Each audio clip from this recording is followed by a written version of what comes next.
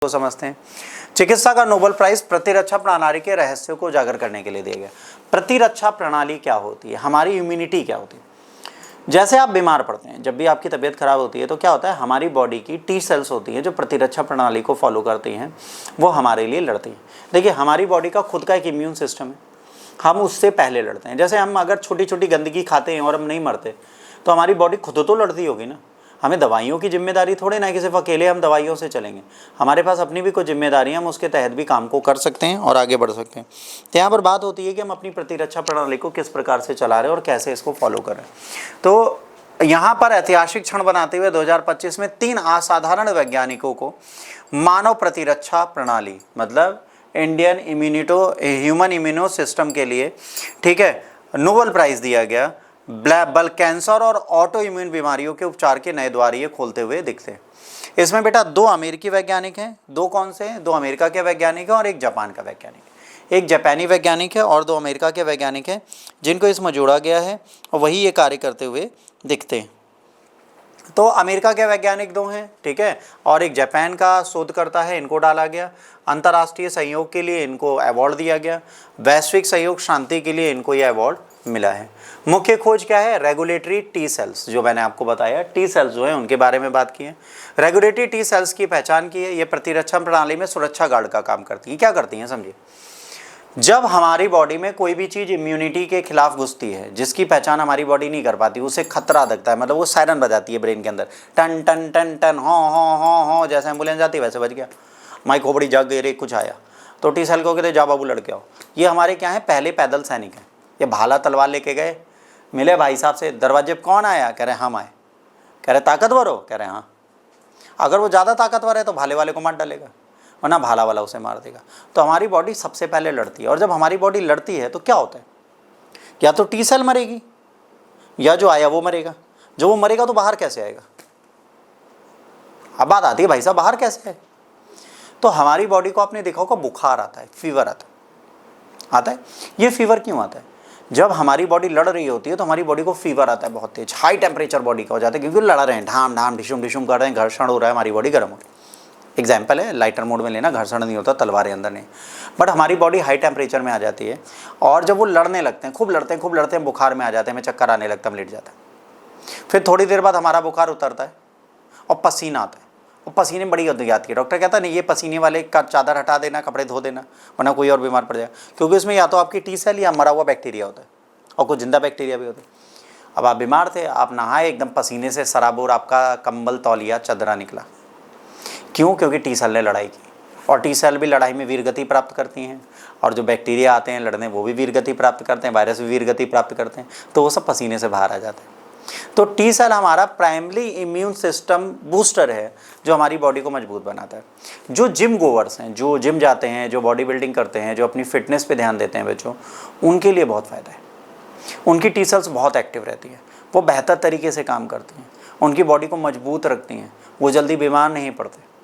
क्यों? क्योंकि T cells जितनी ज़्यादा रेगुलेटरी रहेंगी, आप उतने हेल्दी रहेंगे। आपको एक छोटा सा एग्जांपल देता हूँ। मान लीजिए सर्दी जुकाम बुखार मुझे जल्दी नहीं होता, या मुकुल सर को जल्दी नहीं होता। रीज़न, हम लोग अगर फिटनेस पे रहेंगे, हम हेल्थ पे ध्यान देंगे, तो हमारा फ़ायदा क्या है, हमारी इम्यूनिटी स्ट्रांग रहेगी, हमें छोटी मोटी बीमारियाँ नहीं लगेंगी, हमें बड़ी वाली लगती है। सर्दी जुकाम बुखार जल्दी नहीं लगेगा, हमें इतनी बड़ी वाली बीमारी लगी है। क्या लग गया पता नहीं, पर बीमारी लगी है भाई साहब, कौन सी? डॉक्टर जाने, क्या सारी जांचें करो। तो ये सारी प्रॉब्लम कब आती है? जब हम अपनी चीज़ों को रेगुलेट नहीं करते। तो हमको क्या करना है? रेगुलेटरी नॉर्म्स में रहना है। जैसे हमारा एक बहुत प्यारा बच्चा है विश्वजीत, वो भी जिम जाने लगा है, वो भी नहीं बीमार पड़ता, बस उसकी नींद नहीं पूरी होती। नींद पूरी हो जाए तो बीमार कभी नहीं पड़े, और उसकी नींद इतनी पूरी नहीं होती कि बेचारा रेगुलर स्कूल कोचिंग ही नहीं आ पाता। वो स्कूल कैसे जाता होगा, हम तो आज भी ये सोचते हैं, बेचारा स्कूल जाने के लिए मम्मी पापा से कहते पापा आज छोड़ दो, कल जाएंगे।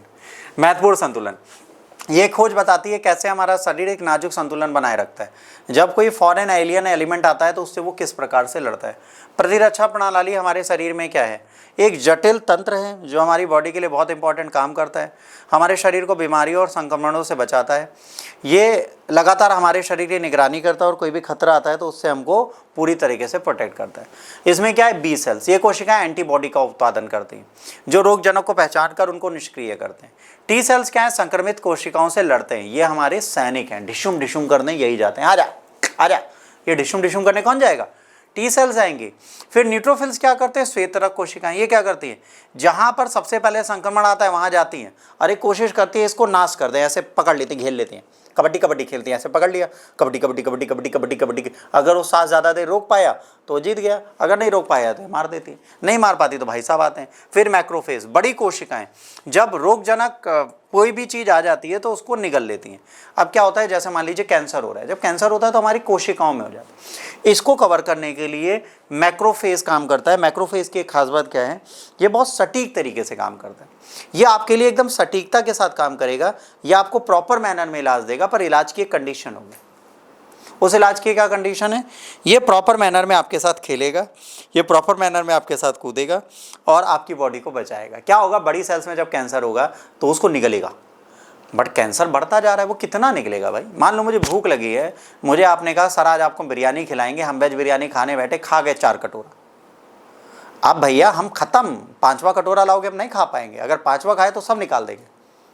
तो भाई इनकी भी तो एक औकात है ना, थोड़ी तो मदद कर पाएंगे आप, क्या आप चाहो बहुत मदद कर दें, तो इतनी कैपेबिलिटीज़ इनकी नहीं है कि आपकी बहुत मदद कर दें, बहुत मदद ही नहीं कर पाएंगे। तो ये इम्यूनिटी है।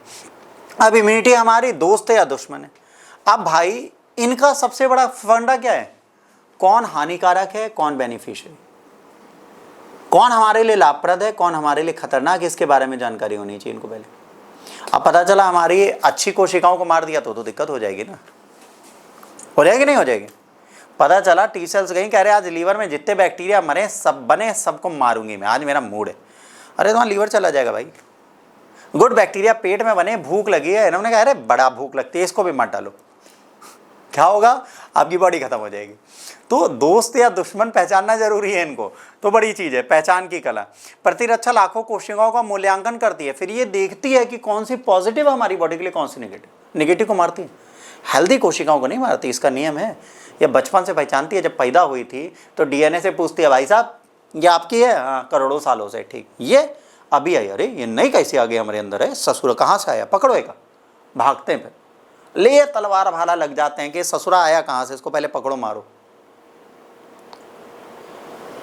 अब आप तो ऐसा कर नहीं सकते कि एक बढ़िया सा पेना औजार उठाया, ईटा और कूचना चालू किया, मारो सारी कोशिकाएं, तो आपकी हेल्दी कोशिकाएं भी मर जाएंगी, आप नहीं मार सकते। मारने का काम इनको करना है, पहचाने की गलतियों के परिणाम। प्रतिरक्षा गलती से कभी कभार क्या करती है, ऑटो इम्यून बीमारी पैदा कर देती। भाई साहब ये कंफ्यूज हो गई, इसने कहा तुम्हें ब्राउन वाली मारनी है, हमारी बॉडी में 2 ब्राउन थी, एक अच्छी एक बुरी। अच्छी वाली ने कहा मैं अच्छा क्लोन हूँ, बुरा वाला वो है, उसने कहा नहीं हम तो दोनों को मारेंगे। उसने कहा अरे मैं ओरिजिनल हूँ, कह रहे नहीं तुम दोनों डुप्लीकेट हो। अब वो जिद में आ गई, उसने क्या किया, दोनों को स्वाहा कर दिया। अब ऑटो इम्यूनिटी हो गई, अब ऑटो इम्यून बीमारी हो गई हमारी बॉडी को, मतलब हमारी बॉडी की सारी कोशिकाओं का हमारी इम्यूनिटी मारने लगी। अब हमारी प्रतिरक्षा प्रणाली जो थी हमारे लिए खतरा हो गई। जैसे गर्भ में बच्चा आता है, वो गर्भ में पहली बार बच्चा आता है, दूसरे ब्लड ग्रुप का कोई दिक्कत नहीं है, बॉडी कहती है अच्छा पैदा होने दो।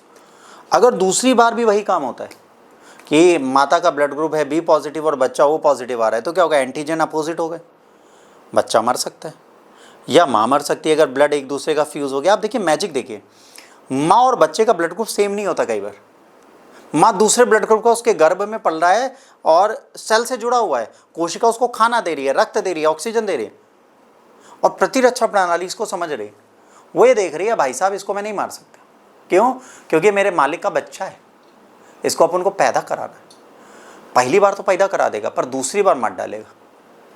फिर दवाइयाँ चलती हैं, माता की इम्यूनिटी को डाउन किया जाता है। आपने देखा होगा ना, जब भी बच्चा गर्भ में आता है तो एंटीबायोटिक नहीं खाई जाती, दवाइयाँ बहुत सिक्योर खाई जाती। बीमारी हो जाए तो माँ को ज़्यादा दवाइयाँ नहीं देते, अगर दे देंगे प्रतिरक्षा प्रणाली जागृत हो जाएगी, और जहाँ जागृत होए सबको निपटारा लेगी, शरीर में कोई नहीं बचेगा। तो ये खतरा होता है, तो इसकी पहचान करना बहुत ज़रूरी है। अब कैंसर कोशिकाओं की पहचान, सामान्य कोशिकाएं स्वस्थ होती हैं, नियमित रूप से विभाजित होती हैं। जेनेटिक परिवर्तन कोशिकाओं के व्यवहार को बदल देता है। अब इसमें क्या होता है, जब कैंसर होता है, मान लो जैसे मेरे यहाँ पे एक फोड़ा है, तो वो थोड़ा ही रहेगा ना, पर कैंसर होगा तो यहाँ तक फैल जाएगा 2 दिनों में। कैंसर कोशिकाएं करते हैं आपकी बॉडी के अंदर बढ़ती रहती हैं, बढ़ती रहती हैं, बढ़ती रहती हैं, बढ़ती रहती हैं, इतनी बढ़ जाती है आपकी बॉडी के अंदर ब्लास्ट होने लगता है कोशिकाओं का। छोटी छोटी कोशिकाएं बढ़ती रहती हैं, बढ़ती रहती हैं, बढ़ती रहती हैं। हेल्दी कोशिकाएं धीरे विभाजित होती हैं, तेजी से होती हैं। तो अब हमारी इम्यूनिटी समझ जाती है यार कोई तो आ गया है नरक मचाने, जनसंख्या बढ़ा रहे हैं, और यही है कैंसर। जब हमारी बॉडी अपनी चीज़ों को नहीं समझ पाती, अनियंत्रित हो जाती है और अनियंत्रित होकर कोशिकाओं का कार्य और क्रियान्वयन प्रारंभ कर देती है, तब यहाँ पे समस्याएं बढ़ जाती हैं और उन्हीं समस्याओं का निदान करने का प्रयास हमको करना पड़ता है। अब कैंसर कोशिकाएं तेज़ी से बढ़ती हैं, ट्यूमर बनाती हैं, तो हमारे ऊतकों को नुकसान कराती हैं। अब इनको पहचानता है, उनको नष्ट करता है। बट प्रॉब्लम क्या है, इनको भी पता चलता था कैंसर कोशिकाएं कि ये सैनिक पकड़ने आएगा हमको, ये टी सेल ससुरा पीछे ना छोड़ी। तो कैंसर कोशिकाएं क्या करती हैं, अपने आप को मित्र बना लेती हैं, मैं तुम्हारी बॉडी के अंदर ही पाई जाती हूँ। अरे नहीं, मजाक नहीं, देखो मेरा आइडेंटिटी कार्ड है। तो टी सेल कहती है अच्छा फिर पाई जाती होगी, पर ज़्यादा ना बढ़ो, धीरे धीरे बढ़ो, दिक्कत हो रही है हमको। तो कहती है ओके, फिर जैसे ही जाता वैसे फिर अपना कुकर्म चालू कर देते। तो कैंसर कोशिकाएं खुद को छुपाने की कला ढूंढ लेती हैं, प्रतिरक्षा प्रणाली इनको पहचाने नहीं पाती। अच्छा, इसका घाटा क्या होता है? इसका घाटा ये होता है कीमोथेरेपी, प्रोटॉन बीम थेरेपी जब बॉडी को दी जाती है तो प्रतिरक्षा प्रणाली भी मर जाती है। क्या हुआ? उसके चक्कर में हम भी नहीं बढ़ गए। अब ऐसे बंदे जिनका कैंसर का इलाज हुआ है उनके साथ क्या प्रॉब्लम आती है आपको पता है? उनके साथ सबसे बड़ी प्रॉब्लम ये आती है बच्चों कि उनकी बॉडी बहुत ज़्यादा बीमार होती है। अगर उनका कीमो हुआ है उसके बाद सर्दी जुकाम बुखार भी उन्हें तुरंत पकड़ेगा, क्योंकि उनकी इम्यूनिटी जीरो हो गई। तो प्रतिरक्षा प्रणाली अगर काम नहीं करेगी तो प्रतिरक्षा प्रणाली भी खत्म हो जाएगी हमारी बॉडी। इसीलिए कैंसर के पेशेंट के जीवित रहने के चांसेस कम होते हैं। ठीक, ऑटो इम्यून बीमारी अब क्या होती है? ऑटो इम्यून क्या होती है? प्रतिरक्षा में गलती से स्वस्थ कोशिकाओं को मार देती है। अब इससे क्या होता है? अंग और ऊतकों को नुकसान पहुंचाते हैं। टाइप 1 डायबिटीज, अग्नाशय की कोशिकाओं पर हमला। जब टाइप 1 डायबिटीज होती है तो क्या करती है? हमारे अग्नाशय की कोशिकाओं को प्रतिरक्षा प्रणाली मारने लगती है, तुम नहीं पैदा कर सकते अब ना, हम नाराज हैं तुमसे। कह रहा है भैया हम यहीं पे थे, ना ना ना ना, हम नहीं मानते, तुम यहाँ थे मारते। इसके बाद रूमेटाइड आर्थराइटिस।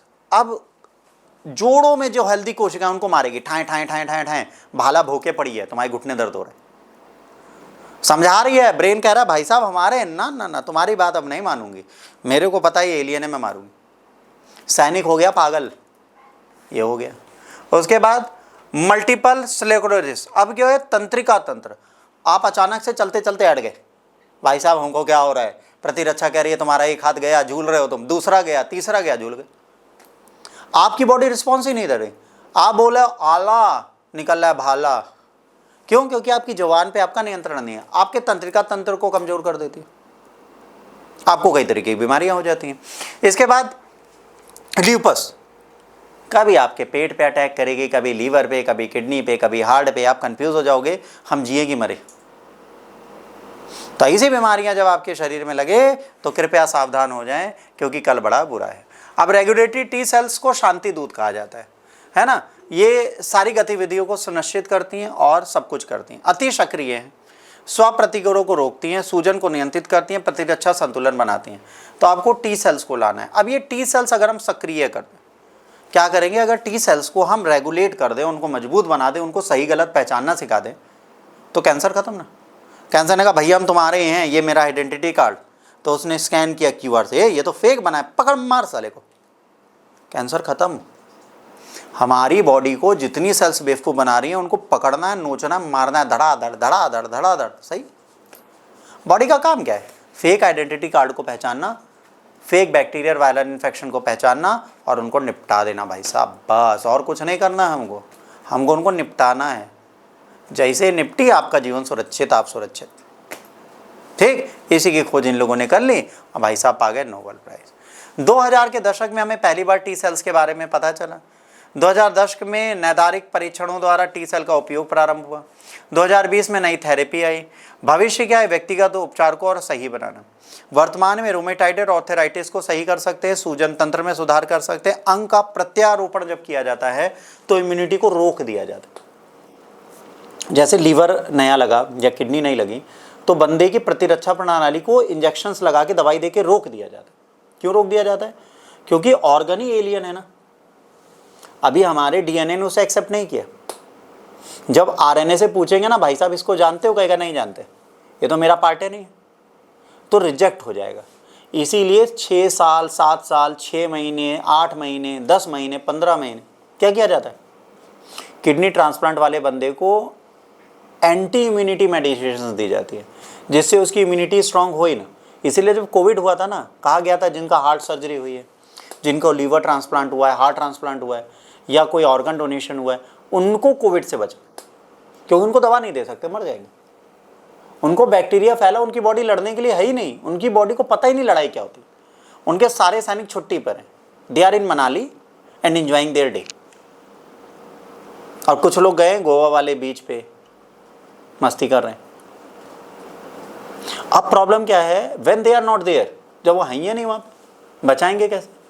इसीलिए ये चीज़ हम सक्सेसफुली करते हैं कि अस्वीकृति से रोकथाम के लिए हम इम्यूनिटी को ही रोक देते हैं, हमारी बॉडी की प्रतिरक्षा प्रणाली खत्म। टाइप 1 डायबिटीज़ को सही कर सकते हैं, मल्टीपल स्क्लेरोसिस को रोक सकते हैं, एलर्जी और अस्थमा को नियंत्रित कर सकते हैं अगर हम फ्यूचर में इसका प्रयोग सही से करना सीख गए तो। भविष्य है, देखिए क्या होता है। 40 से अधिक वर्षों की शोध है, ठीक है। 100 लाख ऑफ पेशेंट्स को हम देख चुके हैं, मतलब 1 मिलियन से ऊपर पेशेंट्स को देख चुके हैं। कई देश इसमें शामिल हैं। ये 3 व्यक्तियों की उपलब्धि नहीं है, इसमें बहुत सारे परिणाम हैं। मतलब ये 3 को नोबेल तो मिल गया, पर ये नोबेल प्राइज इन 3 लोगों का नहीं है, और भी बहुत सारे लोग हैं जो इसमें जुड़े हैं, उनको हमने नोबेल प्राइज से दूर कर दिया, ऑल्दो वो भी ये पा सकते थे। तो ये 3 लोगों की उपलब्धि नहीं है, ये पूरे वैश्विक समाज की है जो इन शोधों में लगा हुआ है। 1901 में पहला नोबेल प्राइज मिलता है, 1945 में पेनिसिलिन की खोज वाले को मिलता है, 1918 में कैंसर इम्यूनोथेरेपी के लिए मिलता है, और इसके बाद 2025 में रेगुलेटरी के लिए मिलता है, रोगों की प्रतिरक्षा प्रणाली के लिए। अगर ये खोज सही हो जाती है तो भविष्य हमारा बहुत आगे बढ़ जाएगा, हम बहुत चीज़ें सही से कर पाएंगे। हमें आभार देना चाहिए ऐसे वैज्ञानिकों को जो दिन रात अपना लगाते हैं, अपने जीवन को मजबूत बनाते हैं इन चीज़ों के लिए कि हम स्वस्थ और सुरक्षित रूप से जी पाएँ।